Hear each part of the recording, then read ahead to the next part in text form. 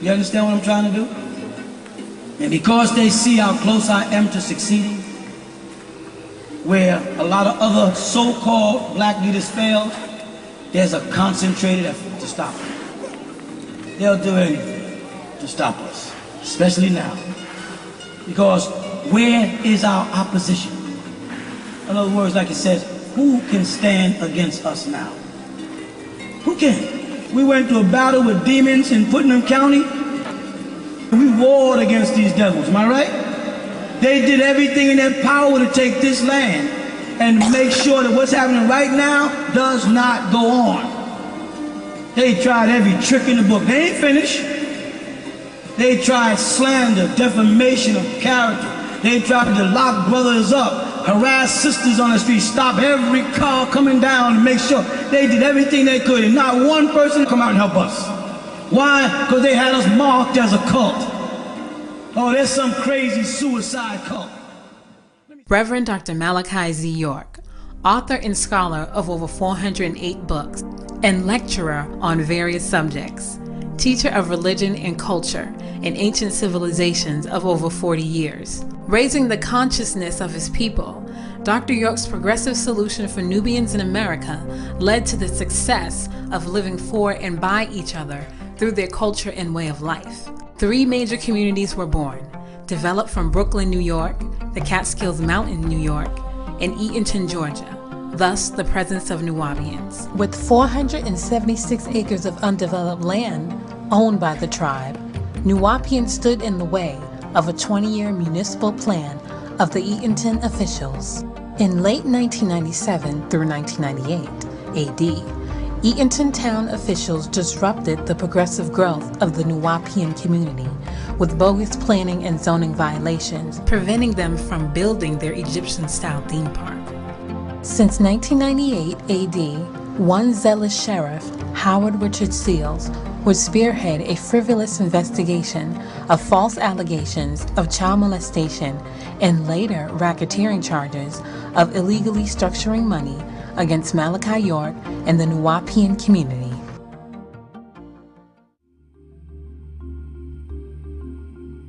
Malachi York's interest lies in uplifting Nubian people in the Western Hemisphere. He even went beyond the hearts and minds of touching Caucasians, Latinos, Asians, and American Indians.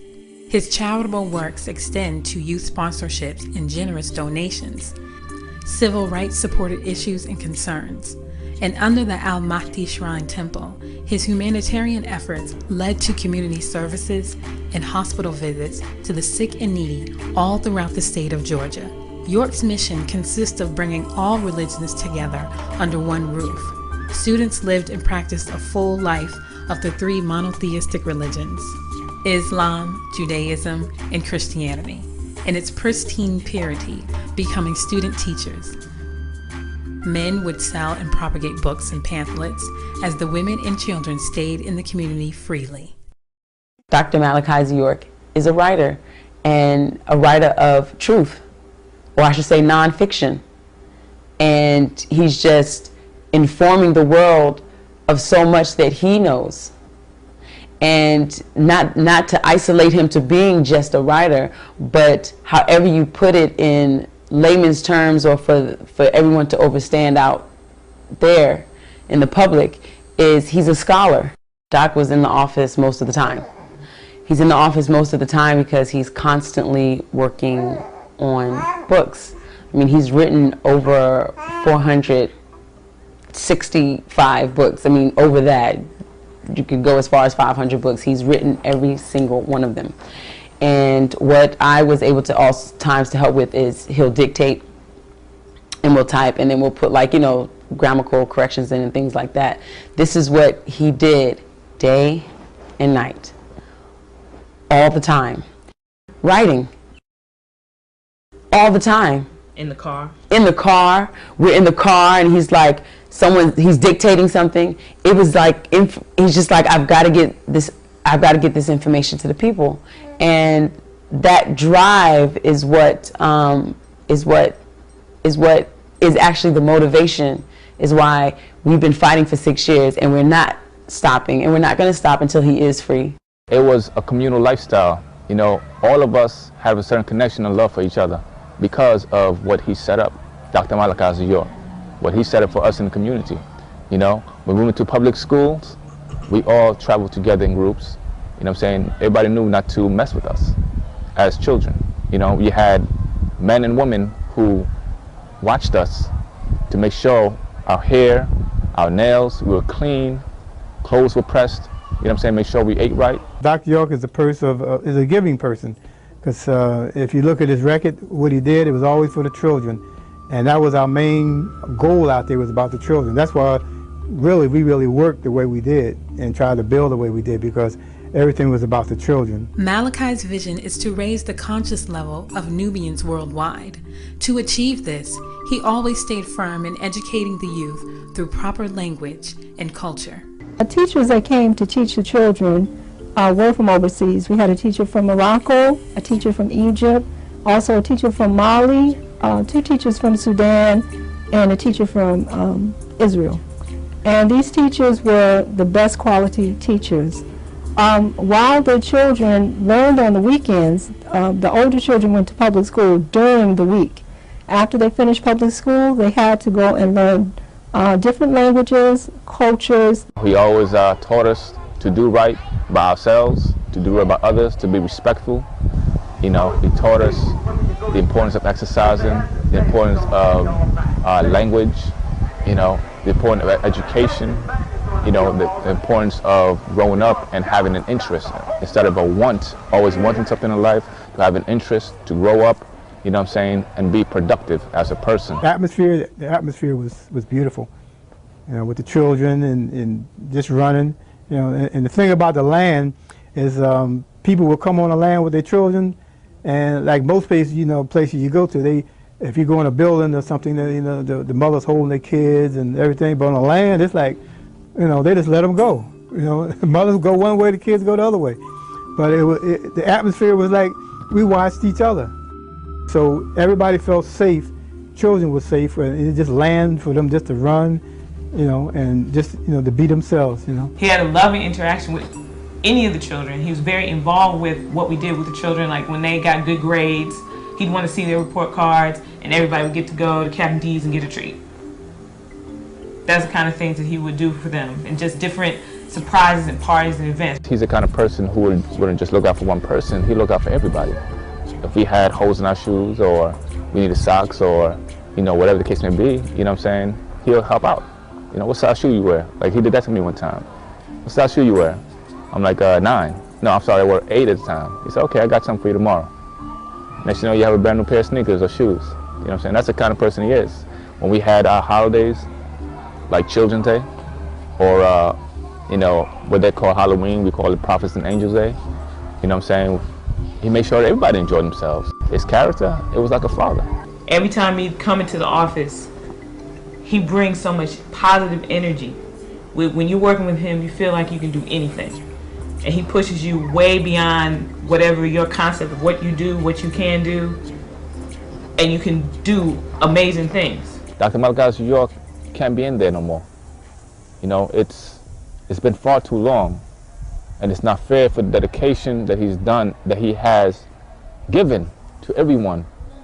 No man that I know of has given that much of his life, you know what I'm saying, for a group of people, anywhere. Not in my lifetime, not in this day and time, you know what I'm saying? They was taking out leaders back in the 60s before I was born. He's devoted all his life. And this is how they always put us down.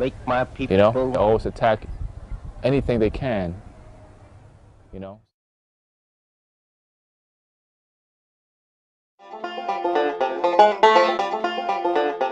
Putnam County, Eatonton, Georgia. Established December 12 in 1807. Named after General William Eaton, a military war hero from Connecticut. The small town is known as the dairy capital of the world, in honor of its major industry, dairy farming, the birthplace of noted writers Alice Walker of The Color Purple and Joe Harris, author of the Uncle Remus stories. This is their story, a people returning to their ancestral land, a small town sheriff, along with city officials and the federal government's concentrated effort to frame an innocent man and the character assassination of a people out of fear and cultural differences, a case left with a paper trail of loopholes. One may say the greatest conspiracy never told of the wrongful conviction of Reverend Dr. Malachi Z. York. Last night. Right, Rev? Is it possible, Rev, that God could have spoke to me last night and spoke to my heart, Rev? 97 was a beautiful year for the Nuwaubians. 1997, we had already owned the land, and for the last 4 years, because we purchased it originally in 92, 93, so it's about 4 or 5 years. We had already owned the land. There was a good amount of building that had already been done. Holy Tabernacle Ministries had already built the Black Temple. And that was the first year that we had our Zed ceremony, a very special ceremony for us that only occurs once every 30 years. I was the first to arrive. Me and Wally, we arrived in Putnam County in 93.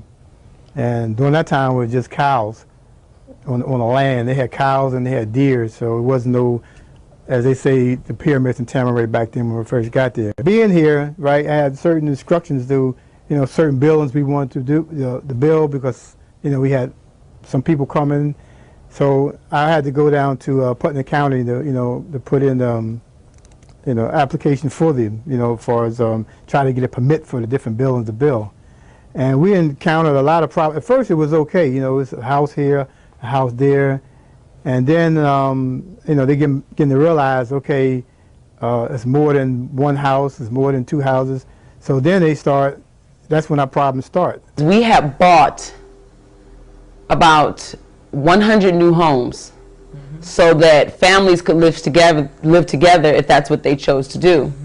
But we were not allowed to put the homes up because planning and zoning was not allowing it, and we were fighting for that.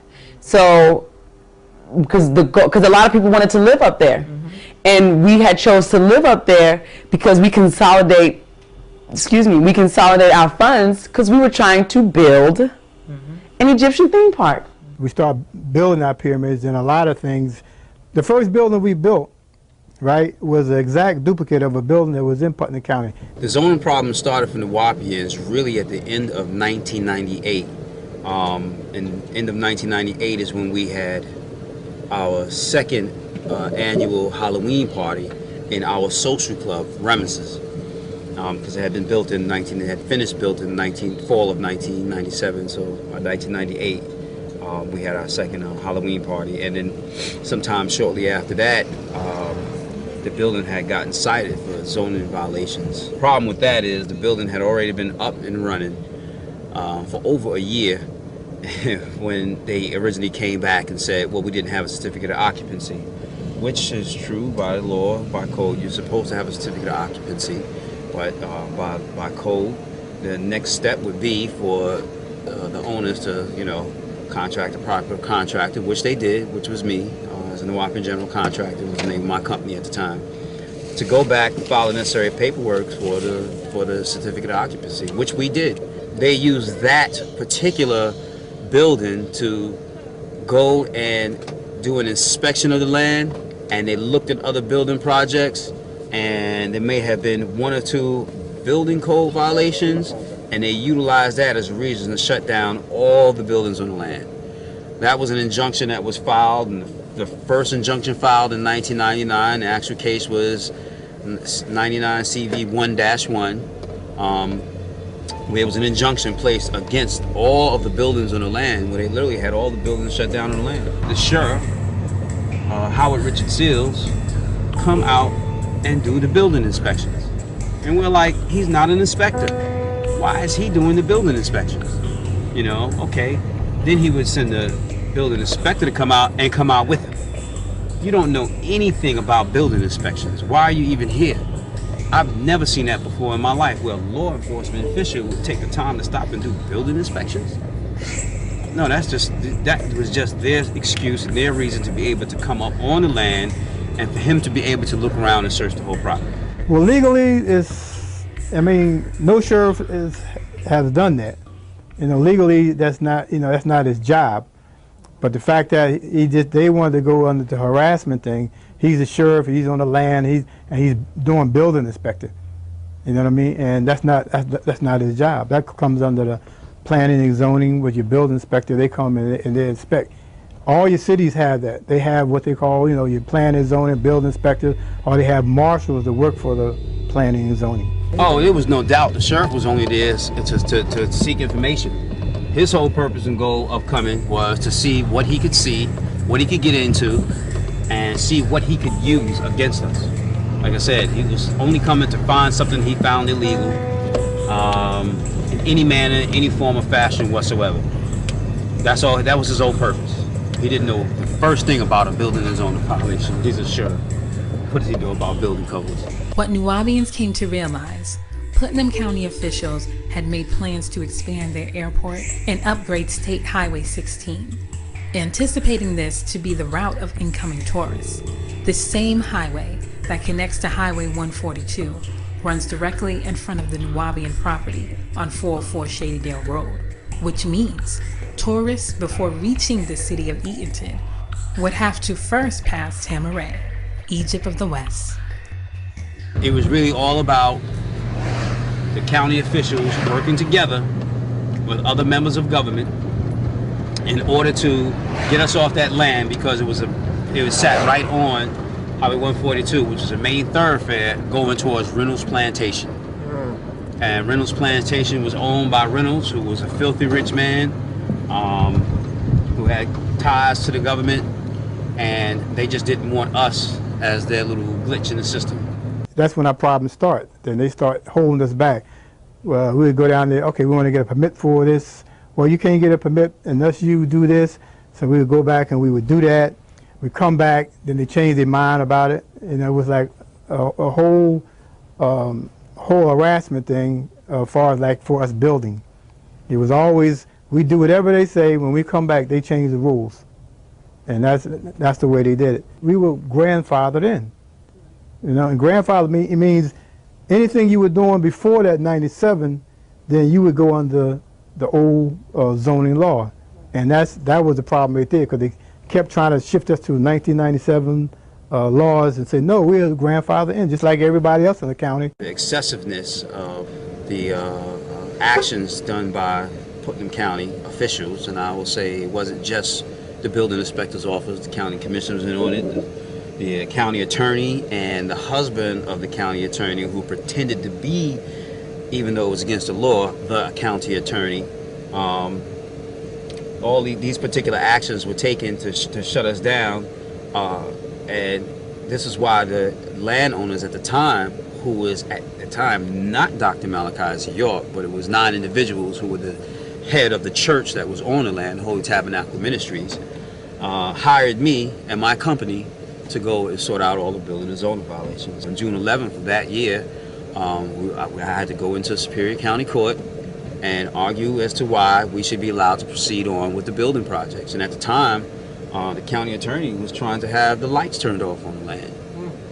You know, their whole thing was, well, we want to turn off all the electricity, not just to the buildings that were under violation, but to the entire land, all of the developed land, which were houses, which were offices, which were, you know, stuff that already existed way before we got there, you know. I mean, there were mobile homes who were legal, permitted, and everything, and they wanted to shut those down also. So this is why you realize it wasn't just about us having to go and argue on behalf of the building and zoning violations. They were literally just trying to get rid of us, and were using the law to their advantage, or misusing the law to their advantage, just to try to do whatever they could to just get us out of the land altogether. On February 21st, 2001, Reverend York was exonerated of all building and zoning violations in Putnam County, stemming from 1998 by Sheriff Seals.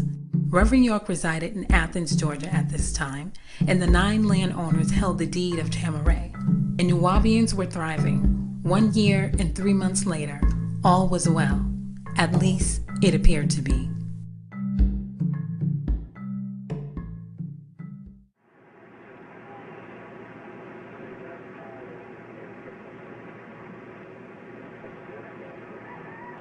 Russ, authorities came fully armed and prepared for any hostilities. They came with helicopters, several SWAT teams, and dozens upon dozens of police cars and armed officers. As you can see there, authorities are now going building by building, it would appear, serving these search warrants. Here's another load of cargo going out and some trailers that they have brought onto the property. This is a very large compound covering several acres. The highlight of the compound are these Egyptian pyramids that sit at the center. We've seen authorities going in and out of those two pyramids as well. Some of the Nuwaubian nation remain on the grounds. Authorities, SWAT teams and officers are sitting next to them as they sit on the ground over here near the shade. They have sat there for the whole hour and a half that we have been on scene, being watched by those FBI agents you see at the top of your screen. Authorities have also, in the last half hour or so, lined this compound with squad cars. Local authorities are also on the scene. As we pan out here, every few feet, there is what appears to us to be Putnam County Sheriff's officers with squad cars just lining the area. Highway 142 is shut down. They have brought in lights. The authority, the FBI, has to flood this compound with lights, as it appears they're going to be serving these warrants for quite some time. I remember walking this morning. I was walking vigorously. I remember seeing the sun shining on the pyramid and the statues, and it's just so beautiful. It's a big privilege to be there every day and to wake up in the morning hearing the Om chant and having such just a peaceful existence. Because I was a city dweller forever before I came. And to live somewhere just so peaceful and so tranquil, your mornings just started off easy. That day was supposed to be an exciting day to me. The reason why is because on the land, my occupation was an artist.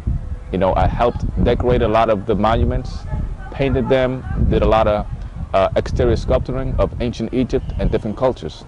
And we had a very large project, you know, that we were working on, which was Edfu Museum. It's a resurrection of an ancient temple, you know, in ancient Egypt. We were standing, getting some air, talking. We were talking about what we'd eaten that day, and you know how we had eaten the right thing, we eaten the right time, we were feeling good.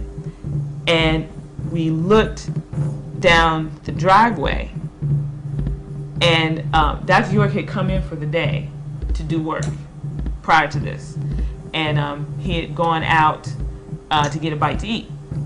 So he was gone, but we heard cars, so we were thinking he's back, but it was too fast for him to be back. The first thing I heard was helicopters. That's the very first thing I heard, you know. I thought nothing of it because, you know, a lot of time on the land, you have helicopters that swarm and get real low, you know, just to try to intimidate us because they got a problem with us. You know, you kind of get used to it. So when I heard this helicopter, I'm like, it's not a big deal. It's just helicopters, you know. Heard it again, but something changed. My cousins and them was running, screaming towards the house. We looked and it was like a strange vehicle coming down the driveway, usually where he would enter and exit from his carport. And it was like a weird, looked like maybe an electric van or some utility, something. We were like, what's going on? And we saw someone get out the vehicle with guns like this, and they were walking across the property, and there were most of the brothers were out at work at the time, but there were some brothers who were there working on, at the time we were working on Edfu. One of the brothers walked up and they had a gun pointed at him. As we start to walk around that corner, you saw them all start putting their hands up in the air. I'm like, why is their hands up in the air? So I could see further down, you know, because now my attention is away from where I was working and it's more towards the front of the actual train station. And I saw a guy way down. I remember his face, what he was wearing. He had a white shirt on, beige pants. He had a piece of paper in his hand and he had his gun pointing towards these brothers. We came, I came inside and I looked at everybody and I said, everybody calm down, we're under siege. I'm a pretty jovial person, so people are like, oh, what are you talking about, Robbie, you know, blah, blah. And it's like, no, really, they're men with guns and we are under siege. Please, everyone stay calm. You guys jump out, don't move, freeze. Freeze, don't move, FBI. I was like, whoa. Put my hands up, and all I had in my hand was a paintbrush. You know, literally, one paintbrush in my hands. I was still upstairs, so people run to the windows, and they're just like, oh my gosh. I mean, men are in straight tactical uniform. I mean, gas mask, bulletproof everything, shields, guns. I mean, they are going to war. I mean, you would think that we were in another country. I mean, they came down on ropes from helicopters. I mean, most of the men weren't there because they had jobs. I called the office, and there was no one there at the time. While we were on the phone, then there was a raid on the land, and I didn't know what was happening because she said, emergency, I have to go. And she quickly hung up the phone. I hadn't yet known what had happened that day, but people had started calling me because also at Dr. Malachi Z. York's house in Athens, Georgia, it was being raided at the same time. The no-knock warrant issued by the federal had the name Dwight D. York as the resident of 404 Shadydale Road at the New Wapian property. The question is raised, if Malachi York, who the courts refer to as Dwight, is a resident, then why was the feds also raiding his living residence since 1998 at 155 Mansfield Court in Athens, Georgia, an hour and a half away? So I looked out there and I seen all these men in black, police officers in black, and they were just running, trying to, circle the house, right? So I said, all right. I said, they're gonna bust in, to myself. So when I went to the front door, right, I opened it, and they were like getting ready to bust the door down. And when they saw me, they all stopped and looked, as surprise, because they didn't get a chance to break the door down. So they came in, they just bum rushed me and threw me on the ground, handcuffed me and everything, you know what I mean? So, I told them, I said, look, I say it's a woman upstairs, she got 2 kids, don't hurt them, that's all that's upstairs. Who's upstairs? I said, it's a woman and 2 kids. So they run upstairs, and during that time, the sister, she heard the commotions, and she took her babies, and she hid in a closet. And when they came upstairs, they broke open the door, and they pointed the guns at her little 2-year-old child. And they pointed a gun at him, and made her get out. A sister called me, and she had said that she saw Dr. York get arrested, and she wanted to know, was that true? She said because they had banged out all the windows to the car and everyone was on the ground. And she wanted, to confirm that was him. She said, I see a black Navigator, and I don't know if that's him or not, but it looks like him. I have witnesses to it. It began in the Baldwin County Mall, shopping mall in open daylight, with them knocking out the windows of a car with the butts of their guns, dragging 3 females as well as myself out on the floor into the glass in the streets. You follow? Yeah, they attempted to arrest us. Nothing on that arrest warrant, to my knowledge, ever referred to me as a dangerous person, never referred to me as an armed person or armed and extremely dangerous, which would have caused for such an overuse of force in the presence of a Sheriff Massey from Baldwin County who stood right there and watched all this abuse. I couldn't see because I was hit so fast. And hit to the ground so fast. It was keeping the guns poked at me from every direction. I wasn't allowed to look up, don't look up, don't look up, don't look up. But I did notice as I was being dragged out the car, I looked to my right, I did see Sheriff Massey from Baldwin County standing there. 2 guys come, they frisk me, take anything out of my pocket, and they snatch me up, pick me up off the ground, and took me to the other side towards where the barn was. You know what I'm saying? And just dropped me on the ground. And I could feel a gun to the back of my head. It felt like a shotgun or something very, that could kill me, basically. You know what I'm saying? And they strapped me. I was like, what's going on? Shut up. Don't effing say nothing. We were all afraid for our life. Literally, I had resolved in my mind, wow, I'm gonna die today. Today, I'm gonna die.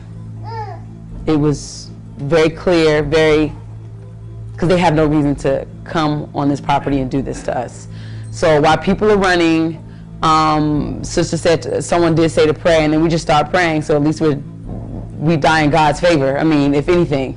And while all this is going on, it's all happening simultaneously, because you have houses with children, babies, infants, all the way up to teenage boys and teenage girls who are also, this is happening to them at the same time this is happening to us in the office.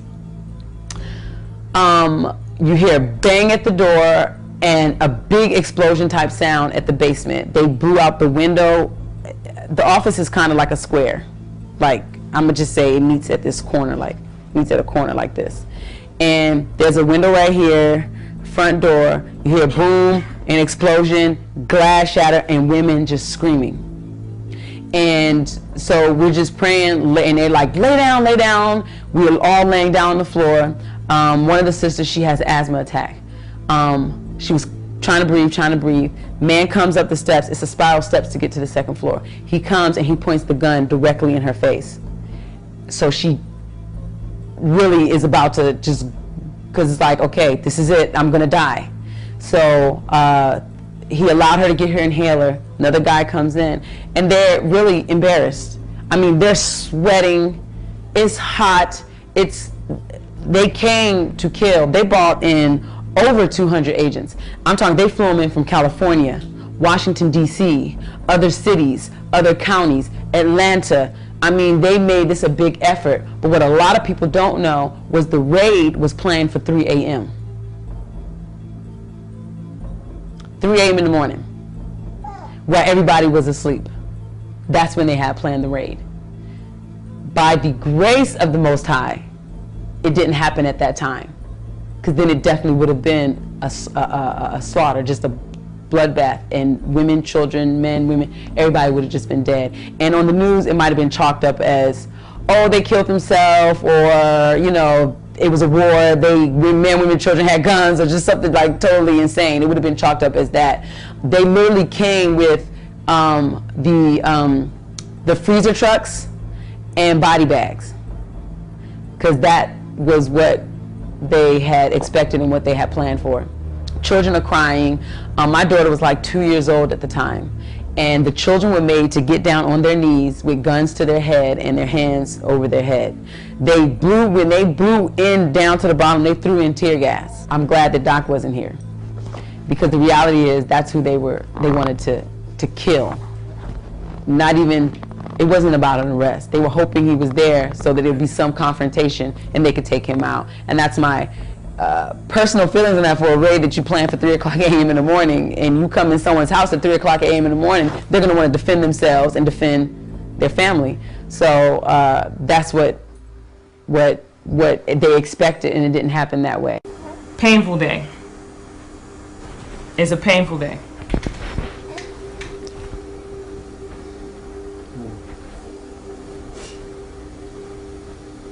It's a miracle. It's a miracle and a blessing. Dr. York survived, and all of us, because that clearly was not the intent of the day.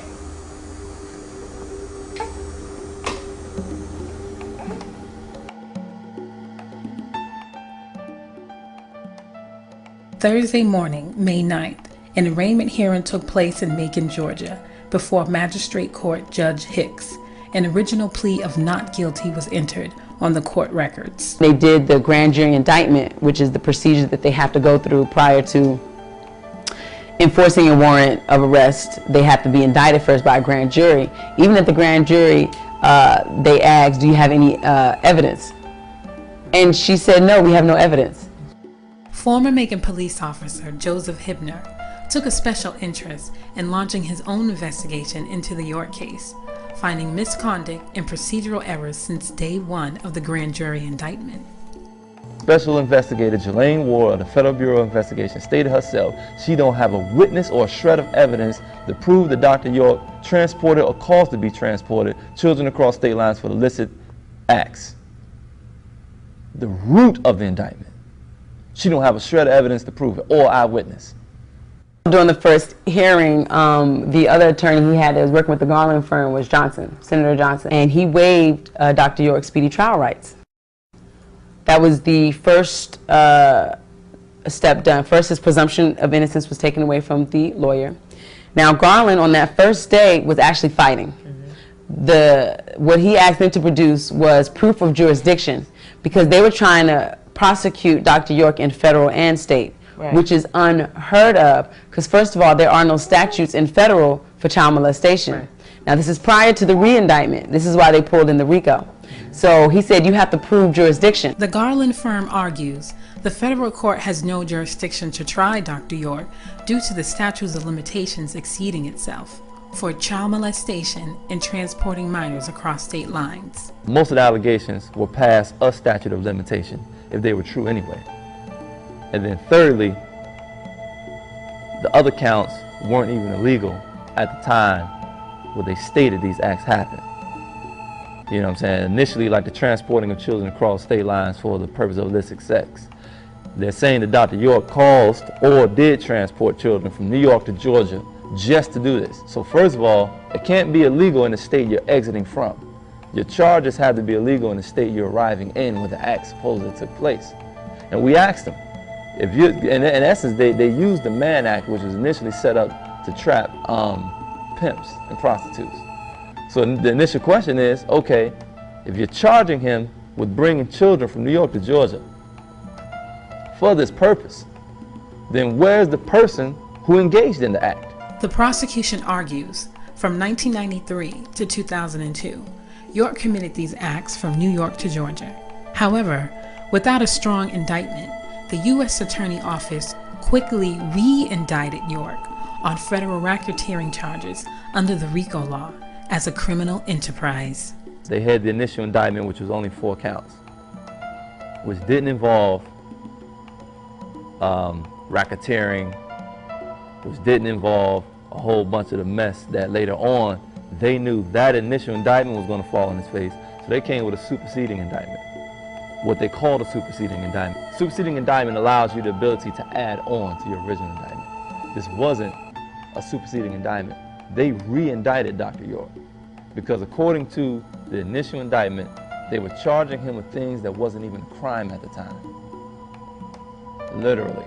During the illegal search and seizure of May 8th, amongst the media frenzy outside the Nuwaubian property, 5 children were taken into Sheriff Seal's custody without express or written consent of their parents, nor DFAC procedures were followed. They took the children and they put them in DFAC's custody. Mind you, they didn't even literally take them to a DFAC's facility. They just took them somewhere and kept them. Right, without the parents knowing or just anything. They literally just took 5 children. Long story short, the children were proven by the state of Georgia, Judge Spivey, to have never been molested. But then they remained in DFAC's custody. But then they remained in DFAC's custody. For months on end afterwards. Yes. And not only that, they left these 5 children who were stated and proven to not have been molested by the state of Georgia, Judge Spivey's ruling, and still kept them in the indictment as to have been molested. Right.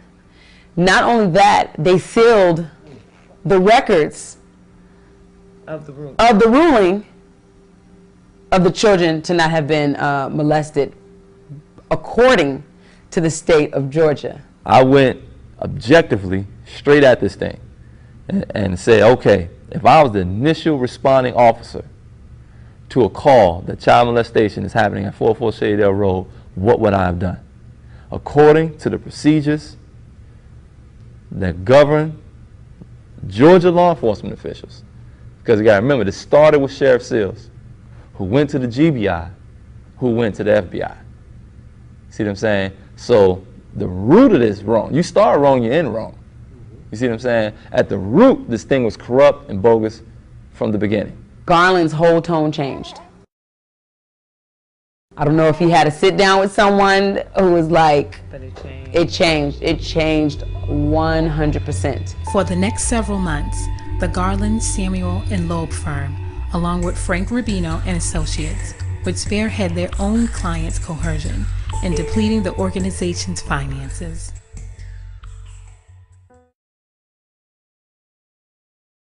Lawyers are ignoring people and not responding. Garland and them never showed up there except once to visit when they want to talk about money. You found that? Yeah. Never to really go over the case. They sent some young kid up there called Charles who would come up there and talk about history and nothing about the case. You follow? And that's from Garland's firm. That was from the Garland and Loeb firm. I didn't want to work with the Garland firm, and I didn't trust them, and I knew they was working with Seals. Meanwhile, the judge the other day in court, Judge Ashley Royal,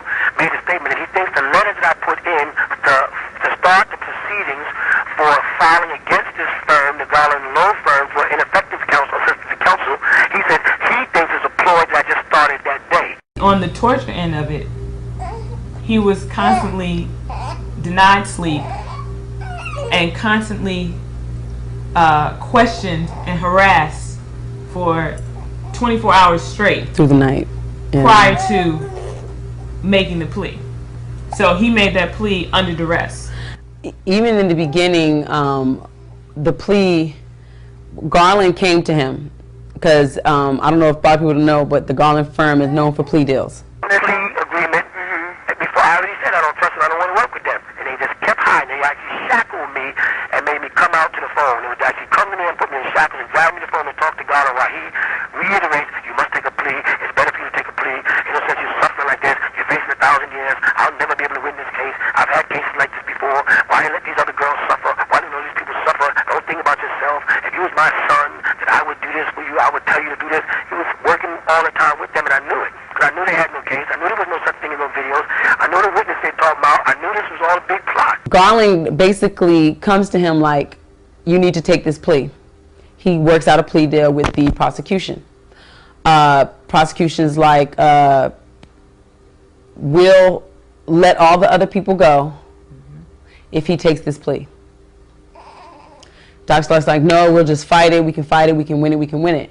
And he didn't want to fight this case because he was made a deal with them. Took over $1.5 million, as I'm told by my sister, in cash money from our tribe, and flaunted it and didn't even use it. Never intended on having a trial, but intended to put their bogus plea.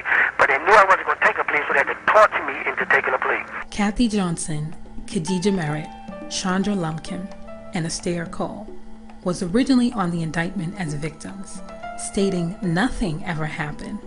Once they agreed not to become co-conspirators against York, they became co-defendants along with him. Now you have to think, these are mothers that were taken away from their children. Chandra Lumpkin's daughter was still breastfeeding. She not even a year old, a baby, and put in jail.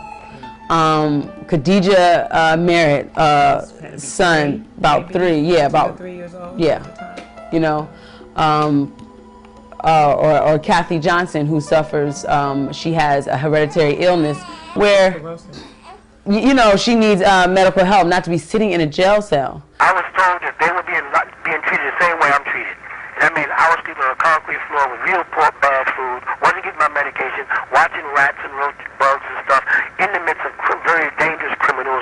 Know that Kathy suffering from MS, which is a very, very dangerous disease. I said, they're not giving me my medicine. Hers is brain deteriorating. She'll be crippled for life. They use that, not to mention starvation, sleep degradation, where they kept waking me up, no allowed to the telephone calls, interfere with my mail, you know, definitely a poor diet, you know, a whole bunch of things, and just outright vulgar and physical abuse. The last straw was when Rochelle York came with the attorneys, and the attorney said, okay, look, final, this is the deal. They'll let everybody go. You'll be able to speak to your people one more time, and you have to tell them that everything that you've taught for 30 years was a lie. Take the deal. They kept battling that. This is why it took a week. It was like, no, forget it. Dr. York is just like, they're all in jail because somebody is angry at me. And so, what choice did he have? Their lives were pendulent upon him agreeing to a guilty plea. It was a setup. It was a setup from the door. So once the government didn't take the plea, they didn't take the plea because during the plea deal, which is in the transcripts, the judge involved himself in it, like gave an idea which would be a better amount of time to give Dr. York. And that's biasness. And that's when Lawson took himself off of the case, because he showed complete biasness by involving himself, giving his opinion on Dr. York.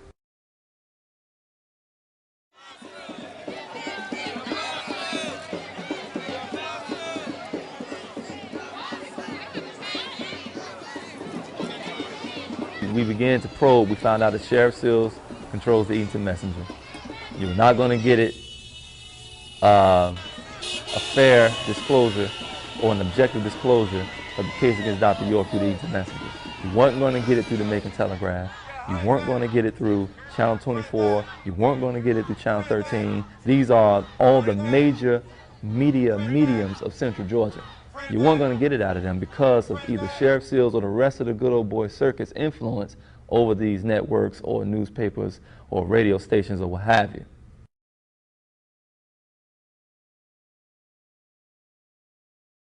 Adrian Patrick was eager to do it. He was like, okay, I'll prepare us for trial then. But the key thing with him is he came in December 17th? Right, like with 2 weeks. He came in December 17th, 2003. Mm-hmm. The trial ended up being January of 2004.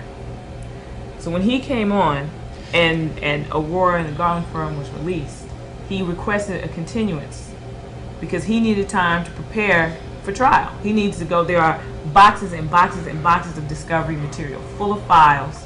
Because mind you, this is from 2002 to the winter of 2003. There's tons of court documents. It's a very complex case.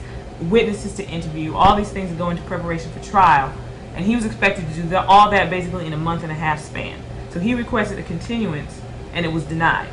So automatically from the door coming into the trial, Dr. York was placed at an enormous disadvantage because he had to cram in a year-and-a-half worth of work in weeks. See, the public don't know this. The judge called them in chamber and turned to Reverend York and said, I knew you were going to pull something like this.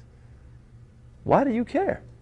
You're supposed to be an objective observer in a situation where he'll be tried by his peers. They made him go forward with the trial. Here's the trick the judge played. He said, I'm not going to let you release Manny Aurora. How you going to tell Dr. York? He's saying, I don't want this guy. This guy's not working in my best interest. The Constitution protects my right to legal counsel, who's obligated to fight on my behalf. This guy ain't got a witness ready 7 days before trial. He needs to go. The judge says no. And that was a game they played to not allow the continuance. Then as soon as the trial started, the judge allowed Manny Aurora off the case.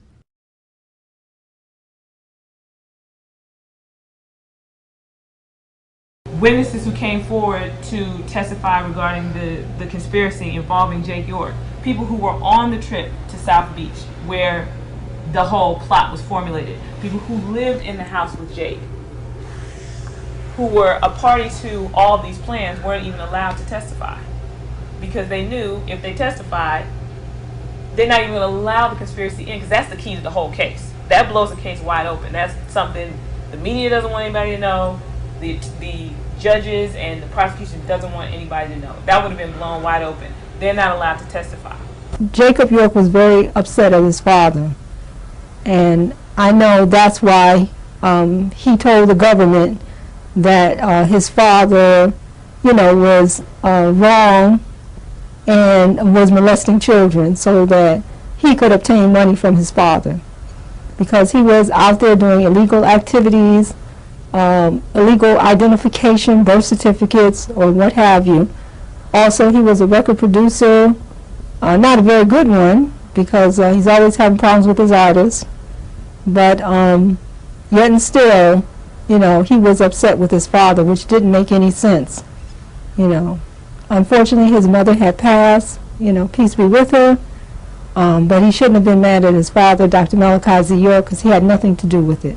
The testimonies of the alleged victims was ridiculous. The lack of evidence. 8 out of 13 alleged victims in the indictment testified that nothing happened to them. 6 of the 7 who were said to have been molested currently during the time of the arrest of Dr. York testified for Dr. York. 5 of them were proven by state agencies and judge order to have been completely not abused in no way, shape, or form, physically, mentally, sexually. They testified on behalf of Dr. York. The lead prosecution witness recanted her story. What more did the world need to see that this man has been completely railroaded? One of them is my sister, as a matter of fact. You know what I'm saying? Safia LaRoche. She made these accusations as well. You know what I'm saying? Against Dr. Malachi York. Not only did I testify against her accusation, but also her mother testified against her accusations, you know. And I spoke with her best friend at the time, who told me that she felt bad about saying these things. But later, you know, like I said, she's the type of person who is easily influenced. I mean, it was so bad when we're sitting and we were watching the trial was closed to the public. It was only, in terms of sitting in the actual gallery of the court, you could only watch from closed circuit television. We sat up there and saw. So he had no support. Yeah, he had no support. And you see government witness after witness. These people couldn't even keep their story straight. I mean, they were clearly lying. Clearly making up, can't remember the locations, dates, places. I mean, they couldn't even remember statements they had made to the FBI about this whole case. They were clearly lying. I mean, to sit there and watch it, that's why they wanted the courtroom closed. They don't want people to see the nonsense and the ridiculousness that they put up. It was a kangaroo court. The people were clearly lying. They couldn't keep things straight. I mean, it was really ridiculous to watch. Salha Eddington, who is my cousin, you know what I'm saying, was, after being abducted by DFACS, was taken into the custody of her father, you know, who also testified against Malachi York, who influenced her to testify against Malachi York, because before that she used to communicate with me a lot. She used to call me at my house, and she used to let me know what was going on in there and how they treated her. You know what I'm saying? And then one day, I got a call thinking it was her, and it was the father on the line, and he said, "You can't talk to her anymore." And that was the last time I spoke to her. At that time, the next time I saw her was in Brunswick, Georgia, when she testified against Malachi York. You know, so they got to her eventually. So this whole thing was plotted and coerced by people who were disgruntled, and they were tools used. So it's so many instances of where you saw the judicial bias from Judge Royal constantly blocking Attorney Patrick. Everything he puts up is denied, overruled. I mean, it was clearly, he's pointing out evidence that the prosecution needs to mention in the case. Why didn't you mention this? How can a judge sit there and coach the prosecution from the bench? And these are things that were happening throughout the trial that people don't know about, because subsequently the transcripts were sealed. So people couldn't even find out what actually happened. After the prosecution has maybe a week and a half of putting up witnesses, the judge rushes Attorney Patrick's witnesses, saying that they're repetitive and we don't have time, after it's been a week and a half of the prosecution witnesses. But now, oh no, we don't have time. Too many of your witnesses are repetitive. So he showed a clear biasness against Dr. York. But despite that, Attorney Patrick still put on witness after witness of people who could attest to Dr. York's character, who could attest that none of this happened. All these so-called alleged victims who got up there and said, this did not happen to me. We even had Issa Johnson, who's supposedly supposed to testify on behalf of the prosecution, get up there and say nothing happened. So all these people who are in the indictment are saying nothing happened. How are they getting guilty counts, getting guilty on counts pertaining to people who were there who said nothing happened? They said it didn't happen. So why are you getting a guilty verdict on people who said this didn't happen to me? I went to the trial and I seen it. They never produced any evidence. Don't believe me? Check it out. You will find out there isn't a shred of physical evidence against Dr. Malachi York to this day. Not a doctor's examination, not a picture of the act, not any videotapes of the act, not any DNA samples that were used or presented as evidence during trial. Nothing. Not even a testimony that he did it but destroyed the sheets every time or something. Nothing. Nothing.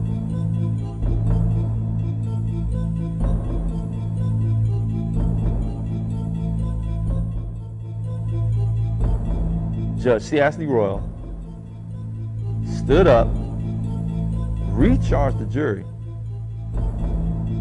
and sent them back in to deliberate.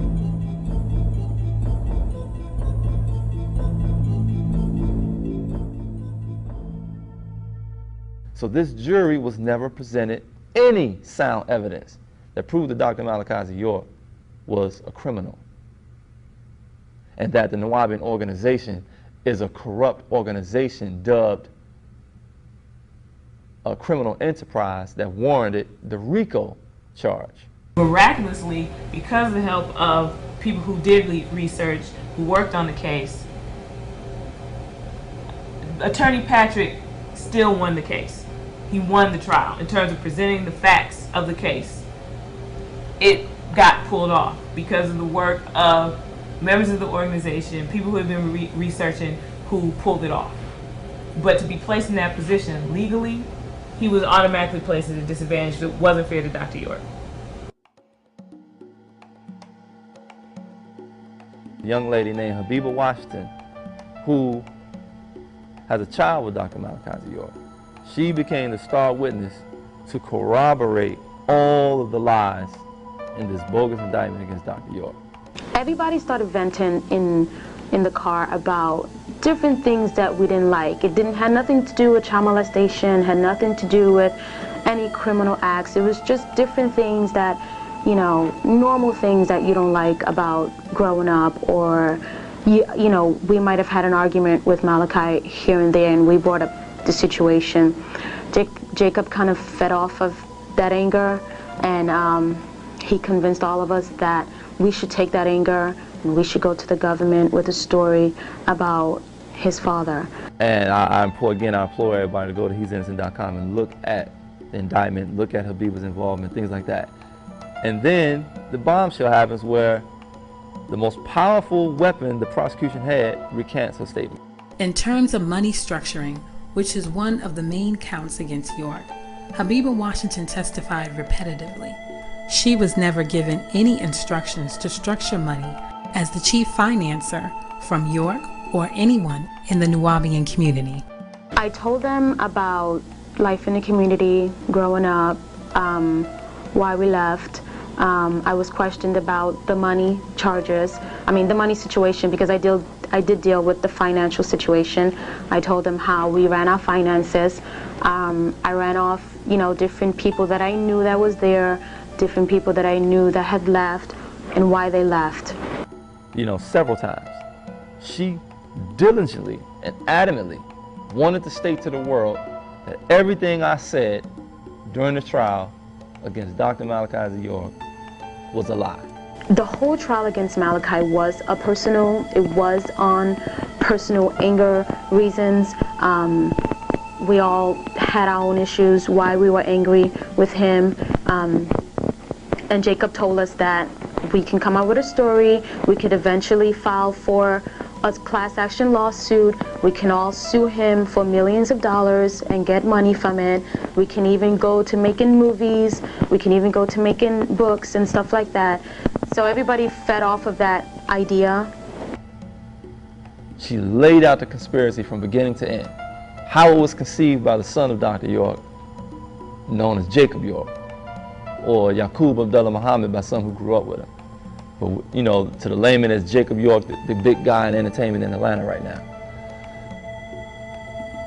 Laid it out, made her study the Watergate Jew, made her study Jim Jones, made certain other of the alleged victims who we know are liars study these things so they can profile the Nuwaubians the same way they profile other extremist cults, so they can line it up. She lays the whole conspiracy out. Prior to Jacob telling us about the civil suit, he showed us video documentary on Charles Manson, on the Watergate Jude, different leaders that kind of ran cults. And Jacob showed us this documentary. He showed it to me, he showed it to Nicole. He basically showed it to everybody that left the community, the girls. And he wanted us to look at this documentary and compare it to his father, the way that we lived.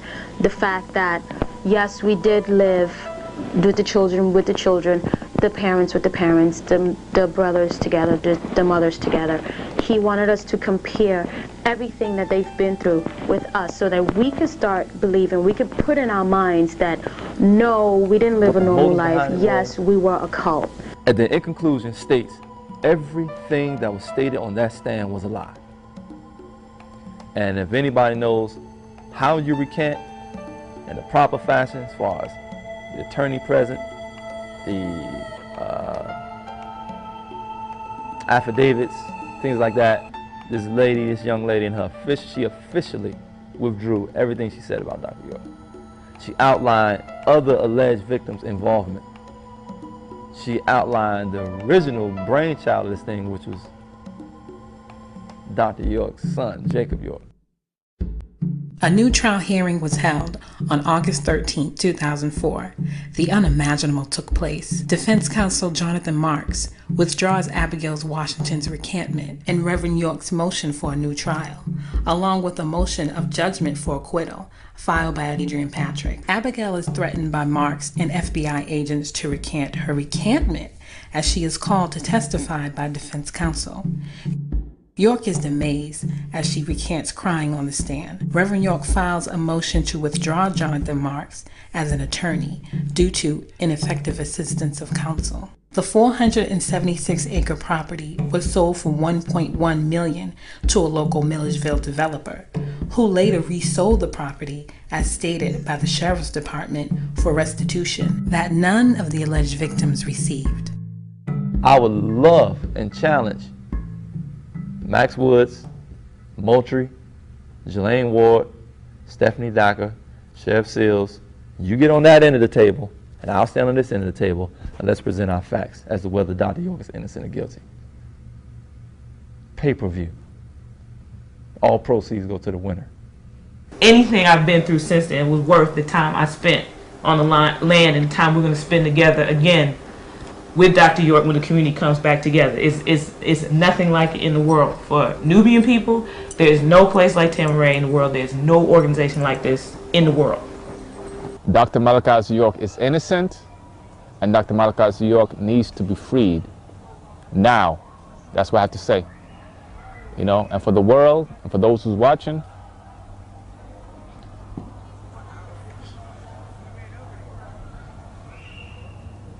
I hope this never happened to you. Because then you'll see. You know what I'm saying? You'll see how they do us. He's innocent. And I'll never stand for anything else except his innocence. Because I know better. That's what I have to say. In the face of adversity and scrutiny, Dr. Reverend Malachi Z. York and the Nuwaubian community continues to carry on in the fight to proclaim his innocence. Many so-called experts believe that their way of life would dwindle, erasing its culture away as just some fad. However, the Nuwaubian community continues with public functions, fundraisers, and local community works. Reverend York is everything but a serial pedophile, which is still yet to be fairly contested in a court of law or public opinion.